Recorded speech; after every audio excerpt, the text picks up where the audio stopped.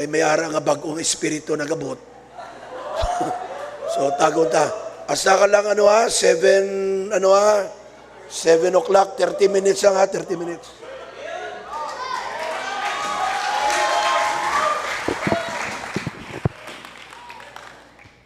Malaing espiritu ni tindog tatanan. Good evening, everyone. Amen. I'm glad to see you tonight. Amen. Medyo tuyo pa ko kaya nag-preach ko sa Iloilo, nag-drive ko 7 a.m. Tapos natapos kami mga alas 12, nag-lunch. Tapos pag-abot ko, gina, nakatulog ko insigida, nakibot ko, gakanta na. Huwag na ko kapaligo. Amo na asasabong natuyo ko. Amen. Numbers chapter 13. Just give me 30 minutes and I'll be done. Reminder lang sa aton. Numbers chapter 13. Beginning verse 17 to 20, and then ma-jump kita sa 31 to 33. I just want to remind you, pag pumupunta kayo sa church, siguraduhin nyo na gusto nyo ma-rebuke. Kasi pag pumunta ka sa church at sabihin mo na hindi mo na need yung Word of God, ang Word of God para lang yan sa katabi ko, ay sabihin ko sa inyo, malaking problema mo. Pag pumunta ka sa church, sabihin mo, para sa akin ang mensaheng ito. Huwag mong ipasa sa iba. Kahit gaano ka pa katagal na sa church, kailangan natin yung Word of God. Amen? Pagdating mo sa church, itong preaching na to, sana para to sa akin. Para to sa akin. Kailangan ko ma-rebuke. Kailangan ko ma-recharge. Kailangan ko refresh. Di ba? Kasi pag na-offend ka sa Word of God, ay sabihin ko sa inyo, kakaiba na yun.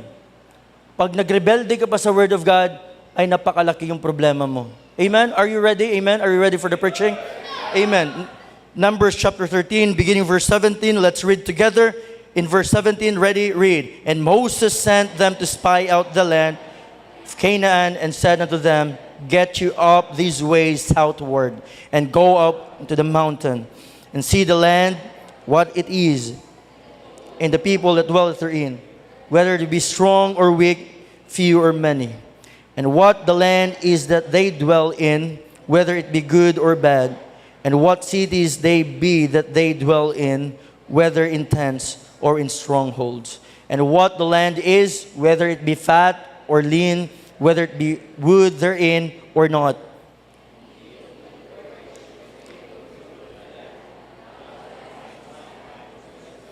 Verse 31. Let's read together louder. Ready? 31. Read.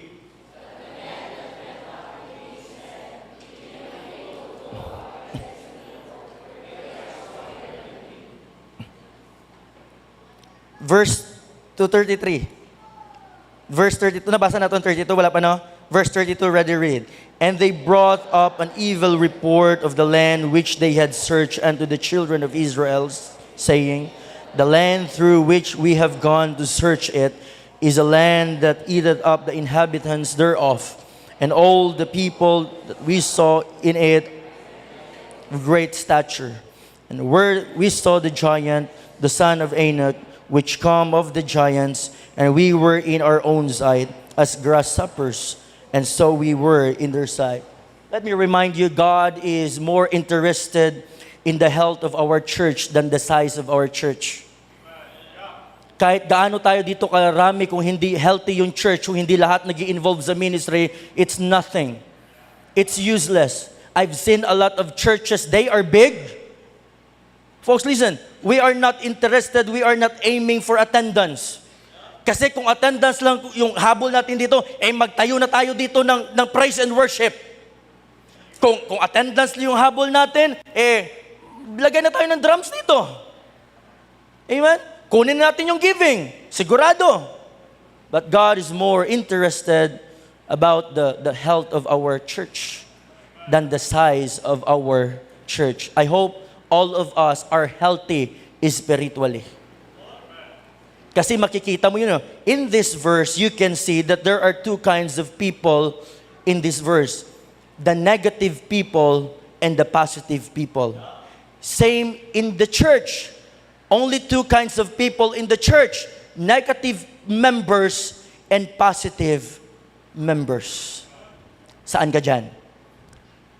Pag hindi ka kumakanta during ano ngayon, no? Anong tawag doon? Inspiration. Sabihin ko sa iyo, negative ka na. Para sa iyo to, manalangin tayo. Dakilan naming Diyos, Panginoon, salamat po na may mga anak pa rin kayo na pinapahalagan yung evening service. Dahil alam po namin, kailangan po namin ma-rebuke, kailangan po namin ma-revive, para handa po kami harapin yung pagsubok sa buhay. Ready po kami, Panginoon, harapin yung temptation. Kaya po namin harapin yung diablo. Dahil alam po namin, Panginoon, na hindi kami malakas. Pero malakas yung aming Diyos. Hindi namin kaya, pero kaya ng aming Diyos. And Lord, I pray this evening we just depend on you. We need your presence tonight. Work in our hearts. Rebuke us. Encourage us. Comfort us through thy word. May your sweet Holy Spirit will work in our hearts tonight. Give us a humble heart, a teachable heart, attentive ears, ready to listen to thy word. Thank you for loving us. We love you in the most precious name of our Lord Jesus Christ. Amen and amen. Be seated, please. Prenamis na ng Panginoon na yung church ay pagpapalain niya. We are the church.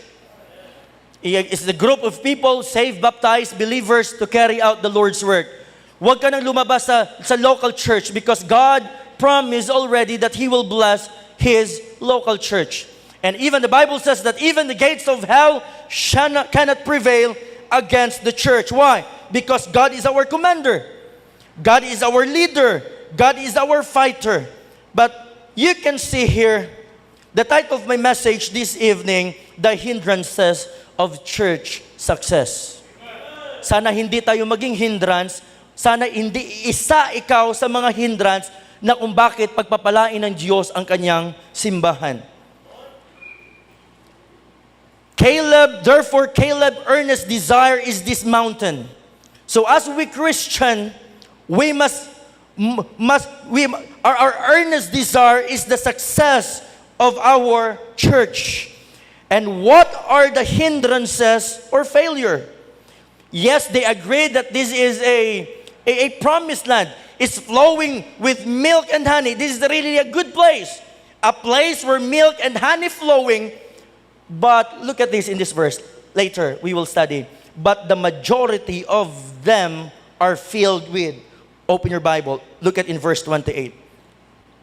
Nevertheless, sabi ni Moses, tignan nyo ang land. This is a 12 tribe, and each tribe will send one spy.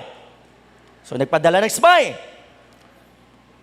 Ito yung sabi ng spy, verse 28. Nevertheless, the people be strong that dwell in the land, and the cities are walled. Diyan pa lang, hindi na natin kaya yon. It is walled. Ano pa sabi ng Bible? In verse 28. And very great. And moreover, we saw the children of Anak there. The Amalekites dwell in the land of the south. And the Hittites and the Jebusites and the Amorites dwell in the mountains. And the Canaanites dwell by the sea and by the coast of Jordan. Why they failed? What are the hindrances of church success? Number one, wrong thoughts. Maling pag-iisip. Moses, just go and look at and know their situation. In Numbers chapter 18 and to 20. Folks, listen, the secret of success is not whether they are strong or not, because success is depend on God. Amen? Hindi po nagdidepende sa atin. I'm not talking if you are talented. I'm not talking if you are rich. I'm not talking if you are smart. But folks, listen, the success of the church is depend on God.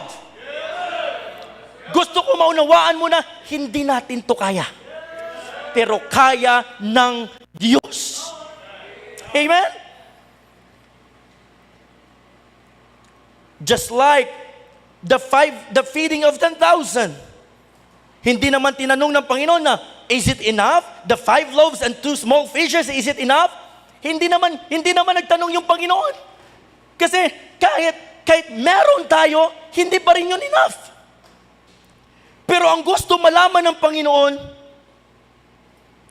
yung pananampalataya ng mga disciples. Folks, listen, ganyan tayo ng mga Kristiyano eh. Lord, what are they among so many? Makapag-support ba talaga tayo sa mission? Matatapos ba talaga natin yung building? Panginoon, makapagbigay ba talaga ako ng first fruit?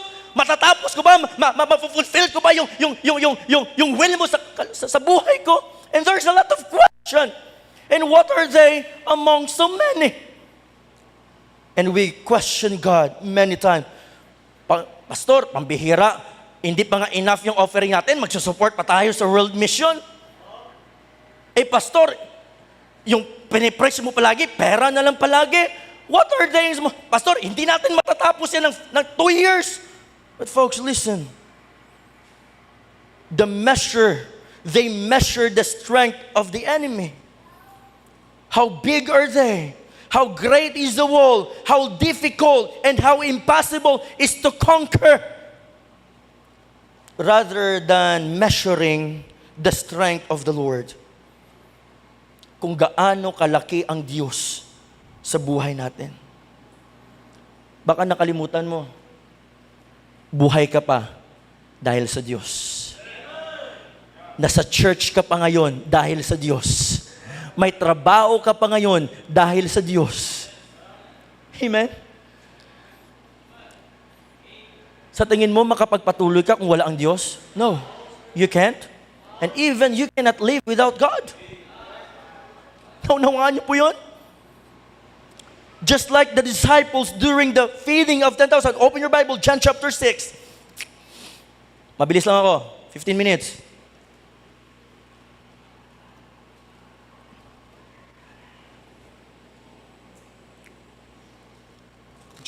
John chapter 6, verse 5. When Jesus then lifted up his eyes and saw a great company come unto him, he saith unto Philip, Whence shall we buy bread, and these may eat? And this he said to prove him, for he himself knew that he would do. In verse 7, Philip answered him, 200 penny of bread is not sufficient for them, that every one of them may take a little. One of the disciples, Andrew, Simon Peter, brother, saith unto him, There is a lad here, which had 5 barley loaves and 2 small fishes. But this is the question, what are they among so many? The disciple measured the number of the people, the location they are in. They are in the desert. And their capacity than looking what Jesus can do. Actually, wala na silang pakialam eh. Nakasama nilang Panginoon. Di ba? If you will notice, they've been with Jesus. Kung ikaw, magda-doubt ka pa, kasama mo na ang Diyos. Pero ito nangyari. So as the church, we're hindered and failed because we failed to have the right measurement. Folks, our measurement is God. Now we became a victim to believe it's difficult. Napaka-imposible. Mahirap maglingkod, mahirap magbigay, mahirap magpatuloy, mahirap lang kami. Kung isipin mo na mahirap ka, mahirap ka talaga. Ano sabi ng Bible sa Proverbs chapter 23 verse 7? As a man thinketh in his heart, what? So is he. Yes, sir. Kaya, we can't do it. We cannot support. We cannot help. Folks, listen. If you will consistently think negatively, you will likely to experience what? Negative outcome also. Just think negative, and the result is negative also. And then try. Positive thoughts can leave positive outcomes.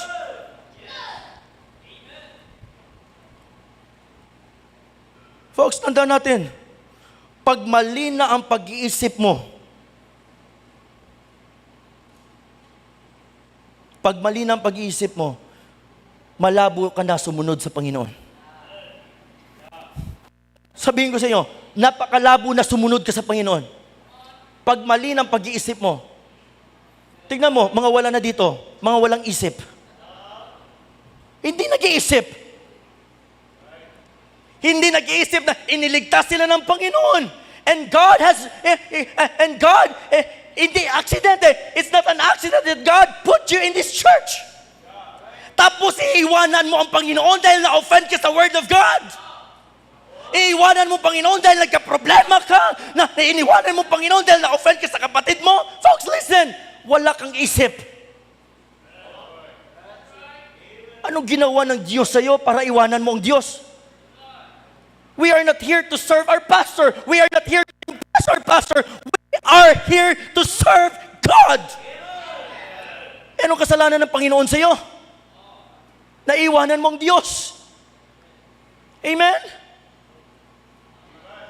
Tingnan mo, ang dami na wala. And it's normal. We are on the last days.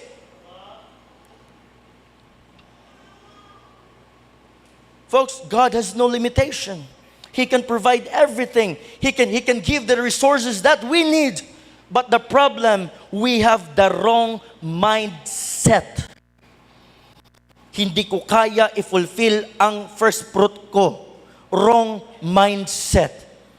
God has no limitation. We need to have a growth mindset.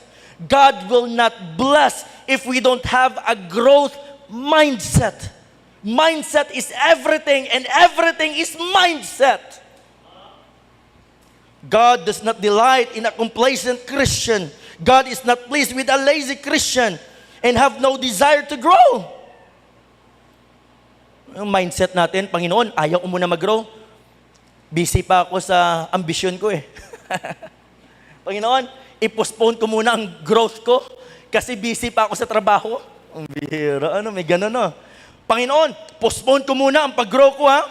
Hindi muna ako mag-iisip maglilingkod kasi sobrang busy ko pa talaga. Saka na Panginoon, pag matanda na ako at malapit na ako mamamatay. Parang alam niya eh. Busy pa ako sa profession ko. Folks, listen, tignan natin. Pag umubi yung utak mo, pag umiba yung thoughts mo, mag-iiba yung doktrina mo. Magiging outer darkness ka na. Mas ang sarap mo ilagay sa outer darkness.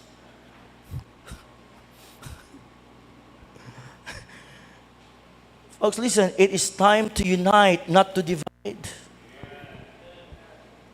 Kala nyo ang division, yung umaalis lang yung membro at saka nagtayo ng ibang simbahan? No, even inside this church, mayroong division.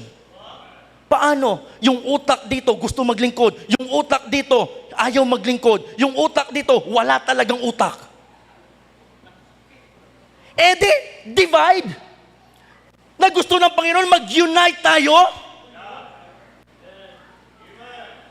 Isipin mo kung ito lang ang gusto maglingkod tapos dito ayaw maglingkod, ano mangyari sa church? And we will expect that God will bless His church? Of course not.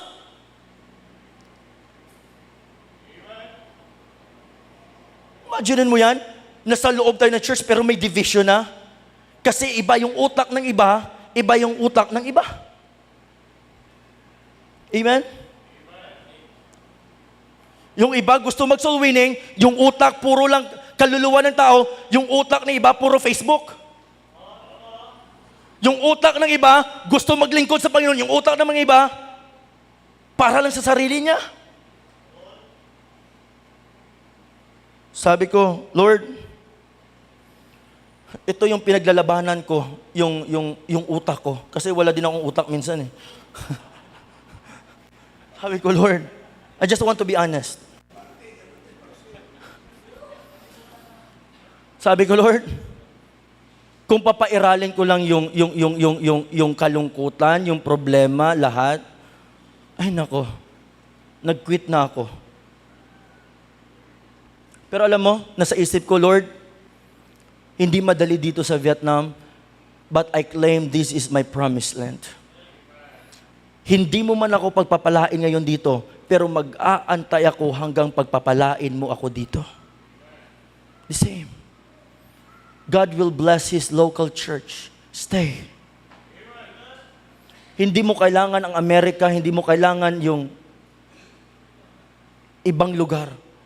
At mag-overtake ka sa will ng Panginoon at iwanan mo Panginoon. Stay in your local church. And God will bless you. Instead of obeying God, iba na naging desisyon mo sa buhay. Folks, listen. In our obedience, the joy and blessings will come together. In our obedience, life will be more colorful. In our obedience, life will be more meaningful. Life will be more beautiful. We have just to obey God. Number 2, sabi ko sa iyo, mabilis lang to, 5 minutes. Wrong thoughts. Yung utak natin, yung pag-isip natin, dapat isa lang, maglingkod tayo sa Diyos. Mga negative, sabihin ko sa inyo, tama na. Yung mga negative thinking natin, ang bira si pastor, ano yan ang vision ng pastor? Pastor, sobra-sobra na yung vision mo. Ano ka ba? Nananaginip ka? Bira. Number 2, verse 32. And they brought what? Good report? No.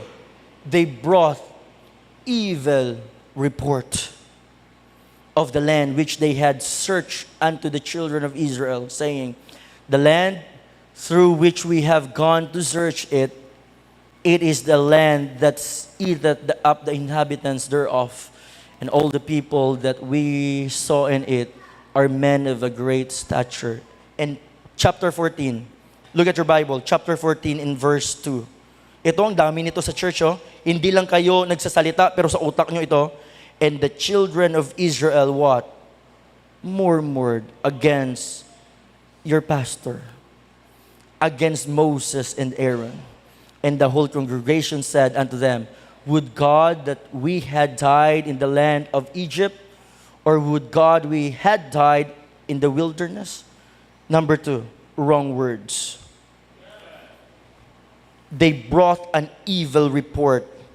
They spoke of the difficulties, the impossibilities, the negative, the discouragement, instead of encouraging the people.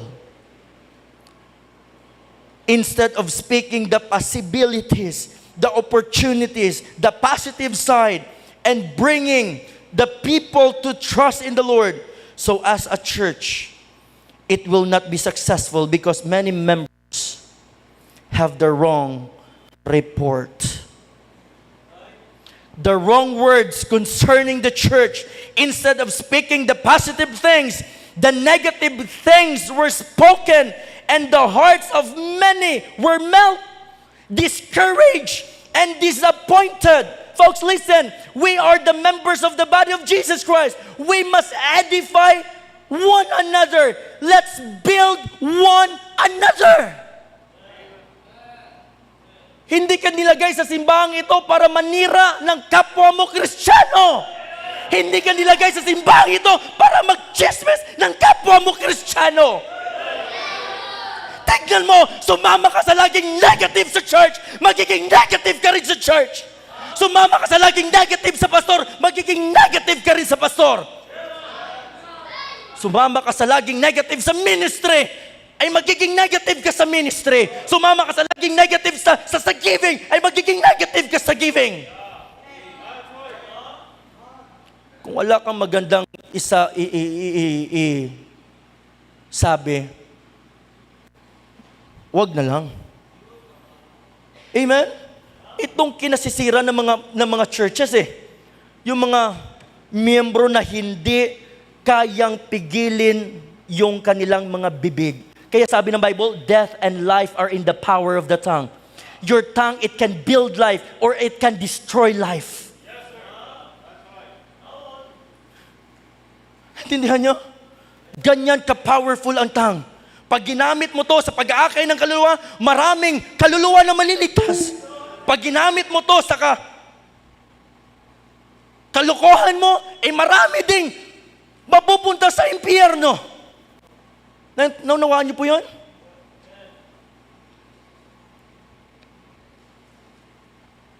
Magiging negative ka.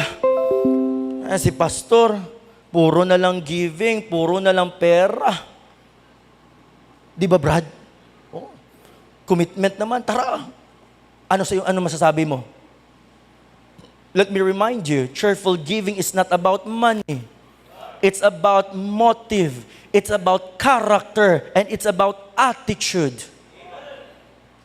Hindi natin pinag-uusapan yung pera dito. Hindi ka pinipilit sa pera mo. But our pastor is teaching you that cheerful giving is about character. If you are giving, what is your character? Be cheerful. What is your character? Don't complain. What is your character towards God? If you give, motive. What is your motive? I will give my offering so that God will bless me. Mali. Hanggang mamamatay ka, hindi ka pagpapalain ng Diyos. What is the motive why we give? Because we love God. Hindi para pagpalain. What is our motive why we give? Why? Because we want to glorify God. What is our character? Amen. Imbes na mag-criticize ka, speak Jesus Christ. Instead na makipaglaban ka sa mga tao at sa mga basher, why not speak Jesus Christ? You know why? We need soul winners today. We need someone, God needs somebody to say, Lord, here am I. Use me. Here am I. Send me. Wala nang time. Imagine mo, tayo dito, nagsisiraan tayo dito. Yung pastor natin, gawin yung breakfast, gawin yung lunch, may dinner pa, pastor na pag nag-uusapan nyo. Kayo na mga tatay at nanay, huwag kayo magsabi ng mga negative sa church, lalo pag may mga nandyan yung anak nyo sa tabi nyo. Itago nyo na yan. Amen? Kung ayaw mo, sabi ni pastor, edi umalis ka kaysa makakasira ka sa ibang tao, kaysa sa espiritu ng ibang tao. Ang bira itong bibig na to, napakaliit nito, pambira, pero pwedeng wasakin niya ang simbahan. Marami nang winasak ang bibig na to.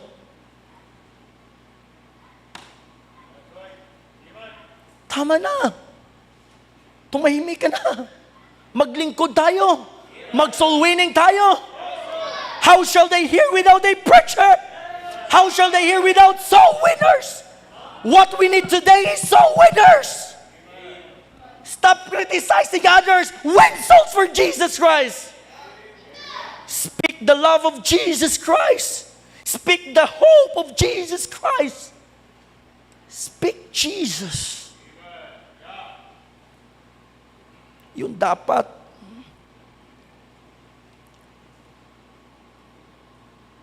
Last. 1 minute. Tama ako Wala pa ako, 6. So, binigay mo sa akin, 6:32. May 2 minutes pa ako.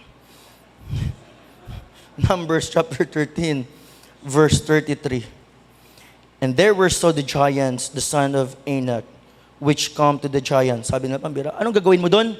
Parang grasshopper ka lang doon. Ang liit-liit natin doon. Wala tayong magagawa doon. Wala kang ma-accomplish doon. Wrong focus. Wrong thoughts. Wrong words. And last, wrong focus. Their eyes were focused on the wrong direction. They look at the people. They look at the problem. They look at themselves rather than looking to God. Sabihin ko sa iyo, pag tumingin ka sa tao, hindi ka talaga tatagal. We have the right pastor, but he is not a perfect pastor. In this, nagsabi yung Bible, looking unto pastor, the author and finisher. The Bible says, looking unto Jesus. the author and the finisher of our faith. If you want to fulfill, if you want that you will fulfill the will of God in your life, look unto Jesus. Kung gusto mo habang kamatayan, nakita ka ng Panginoon, naglilingkod sa Kanya, looking unto Jesus. Kung gusto mo matapos yung race na pinapatahak ng Panginoon sa iyo, looking unto Jesus. Kung ayaw mo ma-offend, looking unto Jesus. Kung gusto mo makapagpatuloy sa gawain, looking unto Jesus, the author and the finisher of our faith. Focus on Him and Him alone.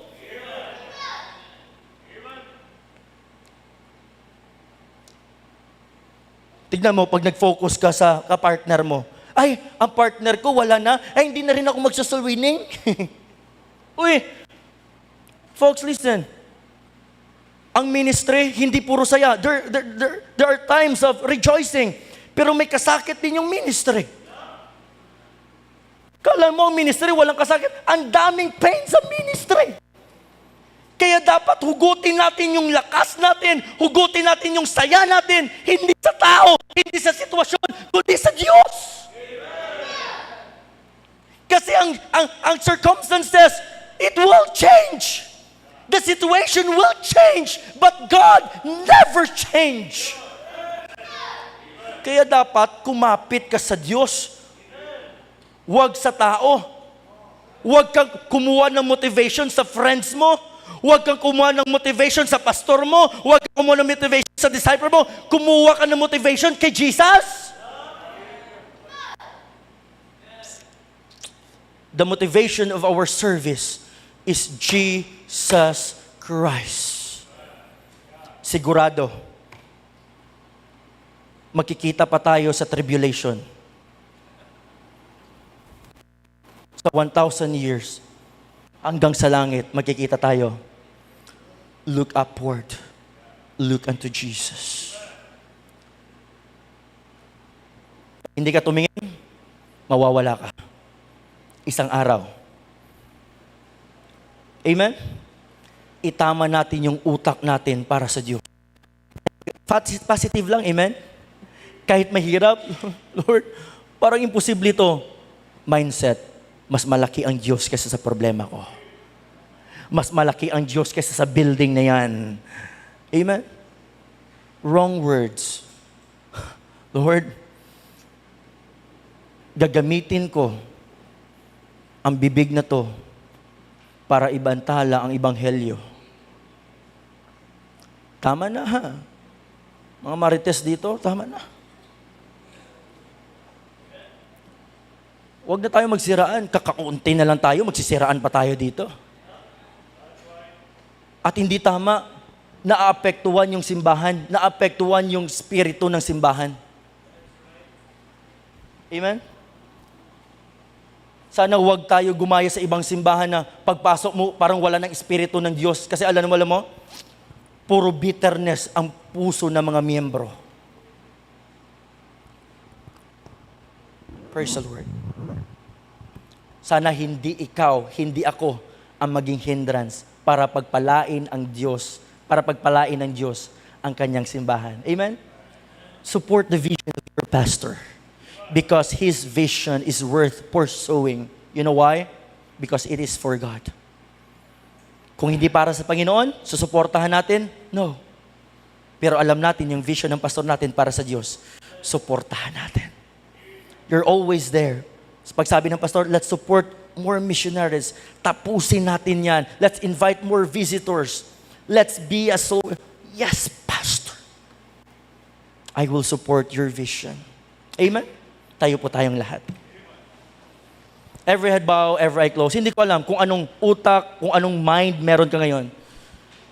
Pero kung may pag-iisip ka pa na negative sa simbahan, may pag-iisip ka pa na hindi ka kaya gamitin ng Diyos, may pag-iisip ka pa na wala kang ma-accomplish para sa Diyos, now, let me tell you, our God is great. He can accomplish great things through you. Just depend on Him. Panginoon, parang hanggang mamatay ako, ganito na lang talaga ako. No. Hindi ka iniligtas ng Panginoon para maghirap. Hindi ka iniligtas ng Panginoon para mag-struggle. Hindi ka iniligtas ng Panginoon para manglimos ng tinapay. Wala ako, sabi ni David, wala akong nakita na anak ng Diyos na nililimos ng tinapay. It's the same. God can bless us. God can bless you. Have the right thoughts. Depend on God. The piano is playing, the altar is open. Lord, kahit hindi ako nagsasalita, pero nandyan ako, ang dami kong reklamo sa pastor ko. Now, surrender it to God. Ask forgiveness from God.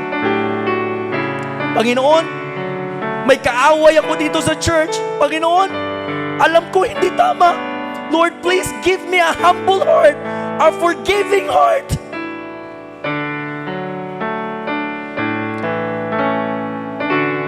Focus mo, trabaho mo. Focus mo yung ambition mo. Focus mo yung sarili mo lang. Let me remind you, let me encourage you, focus on God. Only God can bless you. Only God can use you. Focus on Him. There is joy in the presence of our Lord Jesus Christ.